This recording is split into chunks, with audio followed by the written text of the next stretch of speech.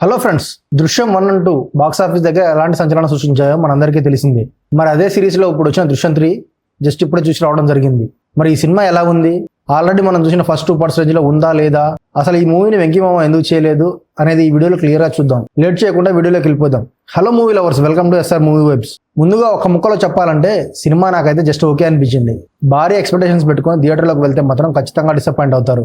ఇక కథ విషయానికి వస్తే స్టోరీ మనందరికీ తెలిసిందే. దృశ్యం 1 and 2 ఎక్కడ ముగిసిందో అక్కడి నుంచి ఈ కథ స్టార్ట్ అవుతుంది. కాకపోతే ఇందులో మెయిన్ లీడ్ కూతురు పెళ్లి చుట్టూ సాగదీసే సీన్స్ అయితే ఆడియన్స్ సహనానికి పరీక్ష పెడతాయి. ఫస్ట్ హాఫ్ మొత్తం చాలా బోరింగ్ గా నెమ్మదిగా సాగుతుంది.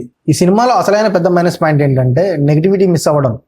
మనం ఆల్రెడీ తెలుగులో వెంకటేష్ గారిని మన తెలుగు యాక్టర్స్ ని చూసి ఆ పాత్రలకు బాగా కనెక్ట్ అయిపోయాం. కానీ ఇందులో మలయాళం నెగిటివిటీ ఎక్కువగా ఉండడం వల్ల ఆ ఎమోషన్స్ కు అస్సలు ఓన్ చేసుకోలేము. పైగా సపోర్టింగ్ క్యారెక్టర్స్ ఏ పాత్రకు ఎవరు చేస్తున్నారో, ఏ రోల్ కి ఎవరు సెట్ అయ్యారో అనే విషయంలో ఫస్ట్ హాఫ్ మొత్తం విపరీతమైన కన్ఫ్యూజన్ క్రియేట్ అవుతుంది. ఆ క్యారెక్టర్ లో క్లారిటీ లేకపోవడం వల్ల సినిమా గ్రాఫ్ దెబ్బతీసింది.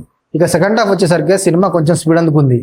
ఈ సినిమాలో నాకు బాగా నచ్చిన ఏకైక ప్లస్ పాయింట్ ఏంటంటే ప్రీ క్లైమాక్స్ నుంచి క్లైమాక్స్ వచ్చే సీన్స్. ముఖ్యంగా క్లైమాక్స్ లో వచ్చే ఆ లాయర్ క్యారెక్టర్ రివీల్ చేసే సీను, ఆ ఒక్క టెస్ట్ బాగుంది అనిపించింది. సినిమా అంతా ఒక ఎత్తు అయితే ఆ చివరి నిమిషాలు సినిమాని కాస్త నిలబెట్టాయని చెప్పుకోవచ్చు.